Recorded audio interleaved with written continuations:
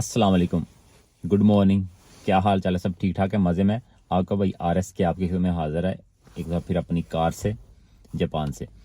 तो यार, रिसेंटली जो बहुत ही एक ब्रेकिंग न्यूज़ आई हुई है, क्योंकि बहुत सारे दोस्तों ने पूछा हुआ होता है कि कोरिया के मतलब भी, जापान के मतलब भी, क्योंकि मैं पहले कोरिया रहता था, अब जापान में रहता हूँ, तो कोरिया भी जाता आता भी रहता हूँ, कि कोरिया के मतलब कैसे हम जाएं। तो अभी बहुत ही बड़ी न्यूज़ है, कोरिया का जो वर्क परमिट है उसका जो सिस्टम है वो खुला हुआ है। आप जल्दी से अप्लाई कर लें। मैं डेट्स आपको बता देता हूँ सारा, बल्कि तफसील से बता दूंगा आपने कैसे अप्लाई करना है, कहाँ से अप्लाई करना है, उसके लिए आपको क्या क्या चाहिए होगा, कैसी आपने तैयारी करनी है।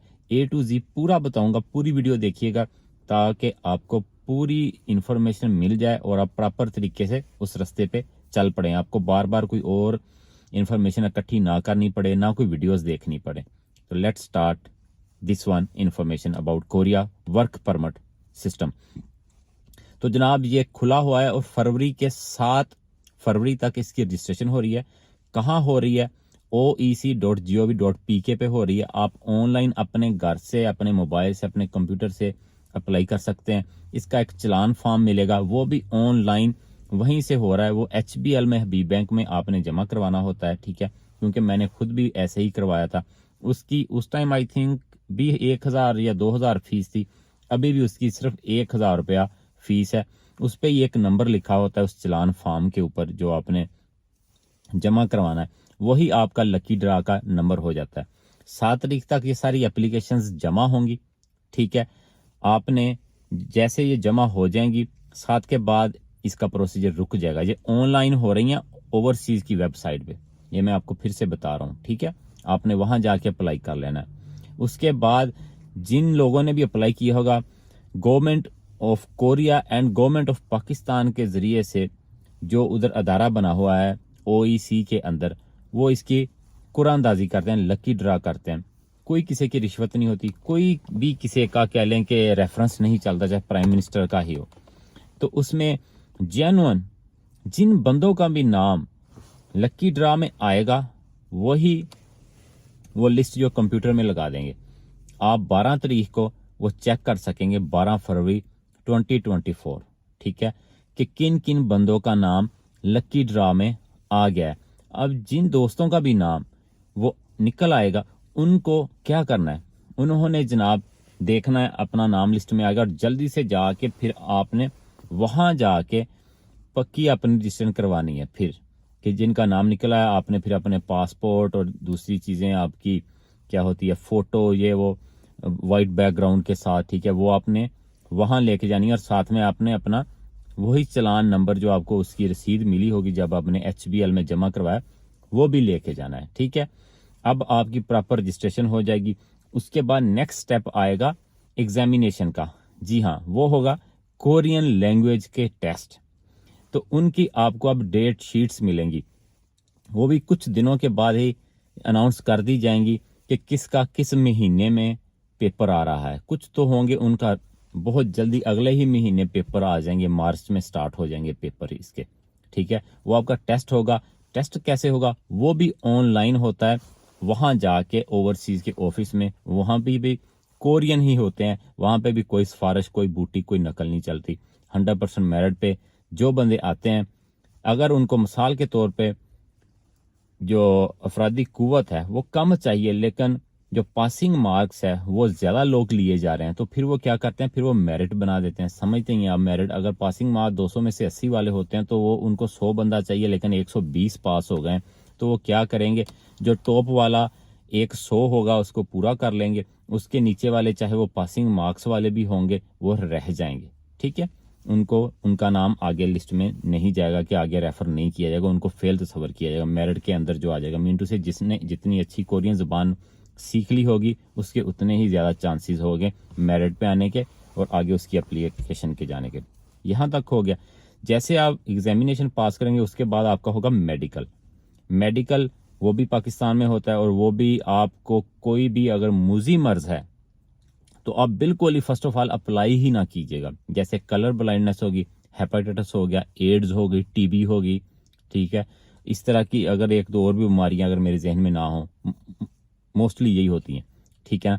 तो आप अप्लाई मत करें। अगर आपको इनमें से कोई प्रॉब्लम ना हो तो आप अप्लाई कर सकते हैं। हल्की फुल्की जो भी हो, हर किसी के साथ हो जाती है, मूजी मर्ज ना आपके साथ हो, जैसे एड्स वगैरह हो, ये चीज़ें, ठीक है ना। तो आपका टेस्ट होगा।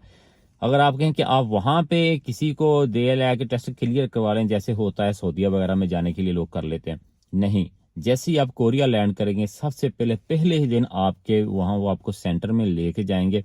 वहाँ जाके आपका फिर से मेडिकल होगा, और जिसका मेडिकल, मेरे साथ भी ऐसे ही हुआ था। कुछ लोग आए थे हमारे साथ, वो किसी और मुल्क से थे, मेरे ख्याल में नेपाल से थी या कहाँ से, लड़कियां थी दो। तो उनको पता नहीं टीबी निकली थी, क्या हुआ था, तो उन्होंने वहीं से ही उनको डिपोर्ट कर दिया था। तो आप लोगों ने भी बिल्कुल ऐसा रिस्क, जैसा गलत काम बिल्कुल नहीं करना। अगर कोई प्रॉब्लम हो तो रहने दे, अदरवाइज आप ये नेक्स्ट स्टेप पे अभी आए। जैसे ही आपके मेडिकल होंगे, आपका पूरा एक एप्लीकेशन सीवी तैयार होके पाकिस्तान से कोरिया आ जाएगी। और जैसे ही उधर, क्योंकि कोरियन को वर्कर्स की ज़रूरत होती है, फैक्ट्रियों वाले मालक जाते हैं उधर भी, गवर्नमेंट का ही एक दफ्तर है कोरिया में भी। वहाँ पे वो जाके कहते हैं अच्छा जी हमें पाकिस्तानी चाहिए, कितने चाहिए, 3 बंदे चाहिए, 5 चाहिए।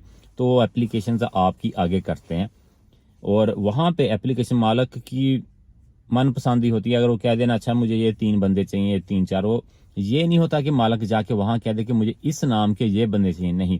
वो गवर्नमेंट अदारे का ही मर्जी होती है। जो वाले भी ऊपर वाले कह लें, जो भी उनको 5 या 10 एप्लीकेशंस देंगे, उनमें से उन्होंने अपने 4-5 सिलेक्ट कर लेने हैं, बस। इससे ज़्यादा वो और कुछ नहीं कर सकते कि नहीं हमें ये वाला ही बंदा चाहिए या वो नाम निकाल के दें, ऐसा कुछ नहीं होता, ठीक है। वहाँ पे भी ये मेरिट के साथ ही सारा चलता है। अभी वापस पीछे पाकिस्तान ही आता हूँ कि फिर क्या होगा जब आप इधर टेस्ट पास कर लेंगे। उसके बाद एक होता है स्किल टेस्ट, ठीक है। वो भी होता है मेरिट पे जाके। जब मैं था उधर, मैंने जब अप्लाई किया था तो मेरे नंबर आए थे, आई थिंक 196 आए थे या 192 आए थे 200 में से। तो जिस दिन मेरा टेस्ट था, मैं पहले नंबर पे आया था कोरियन ज़बान का। तो मैंने पासिंग मार्क्स जो थे अल्हम्दुलिल्लाह मेरे, मैं टॉप पे था उस दिन का ना। तो दोबारा जब हमारे स्किल टेस्ट हुए, मेरे ख्याल में 3-4 महीने के बाद स्किल टेस्ट हुए थे, और उसके लिए भी अप्लाई ही वो कर सकता था जिसके मार्क्स 200 में से 160 थे या 160 प्लस थे, ठीक है। तो वो बहुत थोड़े से लोग थे जिन्होंने स्किल टेस्ट दिया। मेरे ख्याल में जो टोटल पास हुए थे वो लोग थे कोई तकरीबन 3000 के राउंड अबाउट, या 5000 लोग थे जो पास हुए थे। लेकिन उनमें से जो स्किल टेस्ट देने आए थे ना लोग, मेरे ख्याल में 200 या 250 था सारा ही, बाकियों के नंबर इससे कम थे। तो जिन्होंने स्किल टेस्ट भी पास कर लिया था, क्योंकि वो मेरे ख्याल में था 300 नंबर वाला, और उसमें से पास था 240 वाला, कुछ इस तरह से था ना, 80% था। तो मैं उसमें से भी पास हो गया, मेरे 265 समथिंग इस तरह कुछ आए थे स्किल टेस्ट में से भी। तो मैं उसमें भी पास हुआ। स्किल टेस्ट कैसे होता है, उसमें क्या क्या होता है? उसमें 100 नंबर का तो आईक्यू होता है। आईक्यू समझ लें जैसा कि वो 1 मिनट टाइम होता है, उसमें से आपको आईक्यू गेम्स वगैरह खिलाते हैं। वो आसान ही होता है, मुश्किल नहीं होता, आपको प्रैक्टिस जरूर करनी पड़ती है उसकी भी। और 100 नंबर का उसमें होता है आपका कोरियन लैंग्वेज का इंटरव्यू होता है, ठीक है। और इसमें 100 नंबर का ही इसी तरह कोई और भी होता है, मेरे ख्याल वो आपका फिजिकल का होता है। चेक करते हैं वो आपको ना, कि आपके डंड लगाने होते हैं 1 मिनट में, आपने मिनिमम 35 डंड पुशअप जिसको कहते हैं ना, ठीक है, वो लगाते हैं। आपके हैंड की पावर चेक की जाती है, बाजुओं की, सारे आपका जो फिजिकल का है वो भी चेक किया जाता है। तो ये भी होता है। अगर जो वो पास कर लेता है ना, वो तकरीबन ऑलमोस्ट जो है ना, उनका वीज़ा 99% ओके हो जाता है। तो मेरे साथ भी जिन लोगों ने स्किल टेस्ट पास किया था ना, वो तकरीबन सारे के सारे ही आ गए थे कोरिया। और बाकी भी तकरीबन उस जो 3000 या 3500 था पीछे भी जो उनको चाहिए था, उनमें से भी 2200 आया था। हाँ, जब आप टेस्ट पास कर लेते हैं, सब कुछ होता है, आपकी एप्लीकेशन जब जमा हो जाती है तो उसका 2 साल का टाइम होता है। उसके बाद अगर तो आपका visa within that 2 years आ जाता है वहाँ से आपका, ठीक है ना, एग्रीमेंट आ जाता है कोरिया से, तो वेरी गुड। अदरवाइज आपका जो वो टेस्ट होता है वो एक्सपायर हो जाता है 2 साल के बाद। वो एक्सपायर हो जाता है, आपको दोबारा से कोरियन ज़बान का टेस्ट देना पड़ता है, दोबारा से आपको फिर लकी ड्रा में जाना पड़ता है। मतलब ये कि सब कुछ करने के बाद, पास होने के बाद, अगर आपकी सीवी चले भी जाए तो आपके पास 2 साल का टाइम होता है। और अल्लाह से दुआ करनी चाहिए और पॉजिटिव बंदे को रहना चाहिए, बैठे नहीं रहना चाहिए। आप पहले भी जो काम कर रहे थे बाद में भी करते रहें।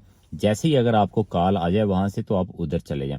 मैंने भी ऐसे ही किया था, टेस्ट पास करने के बाद मैं जो जॉब पहले कर रहा था, जैसे मैं फ्री हुआ मैं आके ठीक 3 महीने के बाद मैंने वही अपनी जॉब दोबारा से स्टार्ट कर दी थी। और मुझसे सारे लोग पूछा भी करते थे कब जा रहे हो, कब जा रहे हो। मैंने कहा यार कोई पता नहीं है, कॉल आ जाएगी तो चले जाएंगे।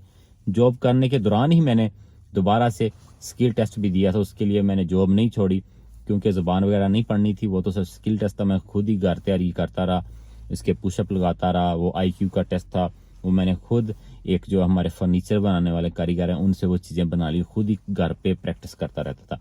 तो मैंने ऐसे करके वो स्किल टेस्ट भी पास कर लिया था। ठीक है, अगर अब हम आते हैं, सब कुछ हो गया, आपने कुरान में अप्लाई किया, आपका नाम निकला, टेस्ट दिया, टेस्ट से पास हो गए, स्किल टेस्ट दिया उसमें पास हो गया, आपका मेडिकल क्लियर हो गया, आपकी एप्लीकेशन कोरिया आ गई। उसके बाद आप कोरिया आ गए। ठीक है, कोरिया आके आपका मेडिकल हो गया, वहाँ सेंटर में आपको 3 दिन या 4 दिन ट्रेनिंग दी जाती है। आपको कोरियन खानों के मतलब, कल्चर के मतलब, वर्क इन्वायरमेंट के मतलब बताया जाता है।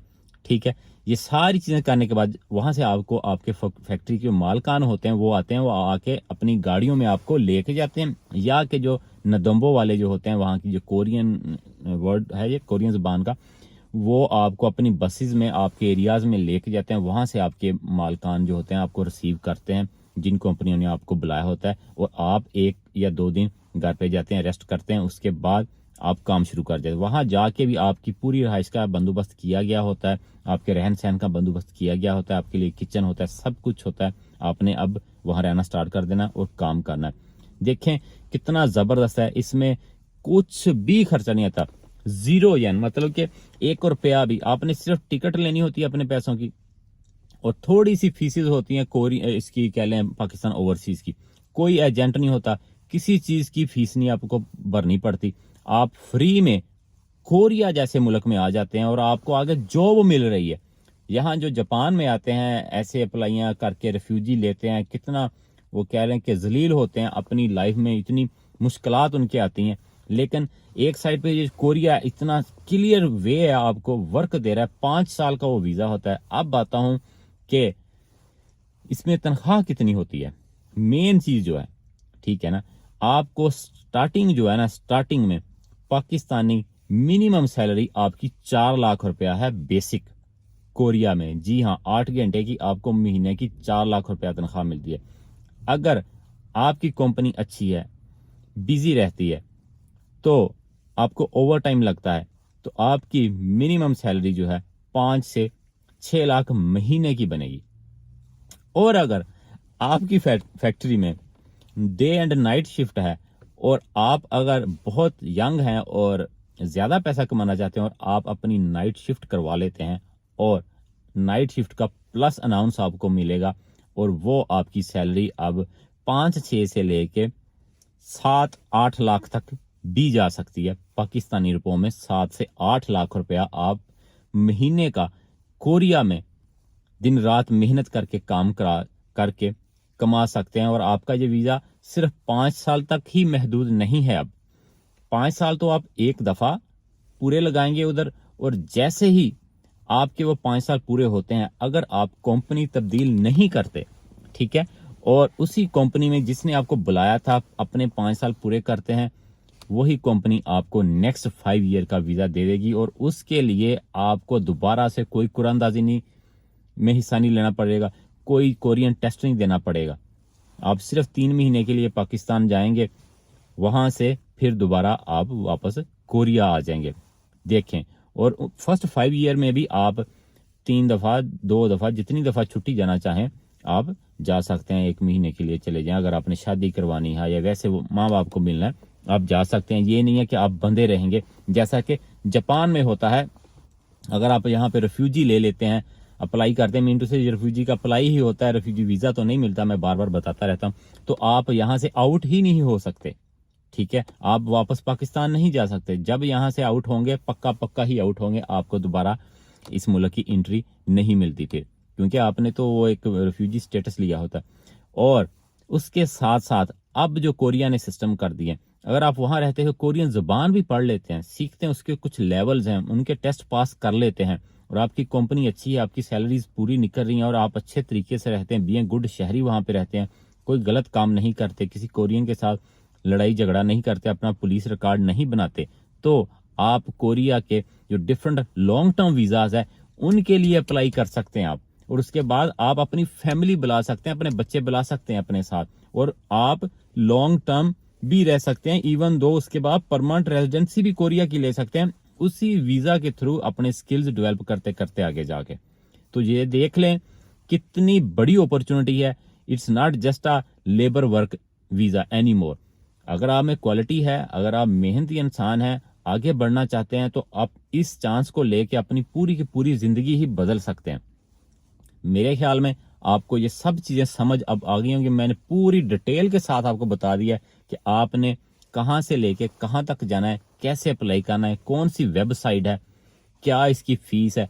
1000 आपका सारा चलान फॉर्म पे लग गया, उसके बाद सिर्फ आपने टिकट लेनी है। अगर सब कुछ आपका ठीक से हो गया, ठीक है, आपका वीजा आ गया, टिकट होगी, और थोड़ी सी ओवरसीज की oec.gov.pk की जो फीस है वो होगी।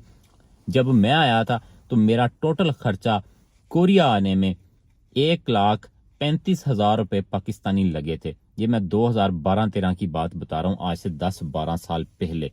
ठीक है, उसमें से 70,000 तो मेरी सिर्फ टिकट के थे, बाकी मेरी मेडिकल, कुछ यूनिफॉर्म मुझे ओवरसीज वालों ने दिए थे, कुछ ऐसी दूसरी चीजें थी, तो ये सब मिला के तो मेरी जो फर्स्ट सैलरी मुझे मिली थी कोरिया में आके आज से 12 साल पहले, ठीक है, और वो भी सिर्फ 20 दिन की थी, मेरे ख्याल पूरे महीने की नहीं थी, तो वो पाकिस्तानी 1,00,000 रुपया थी 20 दिन की। उस टाइम आज से 12 साल पहले की मैं बता रहा हूँ, जब डॉलर अभी 90 पे होता था, 85 पे होता था, डॉलर 100 रुपए पे भी नहीं था, सिर्फ 90 रुपए पे होता था। पाकिस्तानी रुपयों का जो डॉलर है 90-95 यहाँ पे होता था। ठीक है, तो जैसे जैसे आगे टाइम गुजरता गया, पाकिस्तानी रुपया तो खैर नीचे ही जाता जाता है, कोरिया में सैलरी बढ़ती गई अनटिल 2017। जब तक मैं वहां था तो मेरी सैलरी पाकिस्तानी रुपयों में उस टाइम भी 2.5 लाख से प्लस कर चुकी थी, कभी कभी 2.5 से 3 लाख रुपए भी बन जाती थी अनटिल 2017। ठीक है, तो आप अब जल्दी से 7 फरवरी तक टाइम है, जल्दी से अपने मोबाइल से निकालें वेबसाइट और इसका चेक करें और इसको अप्लाई कर दें, अपनी किस्मत जरूर आजमाएं। वीडियो लंबी होती जा रही है, मिलते हैं अगली वीडियो में। इसके मतलब आपके ज़हन में और भी क्वेश्चंस आए तो आप जल्दी से मुझसे पूछ सकते हैं, मैं कोशिश करूंगा उसका जवाब दूं। टेक केयर, अपना बहुत सारा ख्याल रखें, भाई को दुआ में याद रखें, इस चैनल को सब्सक्राइब कर लें, वीडियो को शेयर करें, कमेंट करें, लाइक करें। टेक केयर, अल्लाह हाफिज़।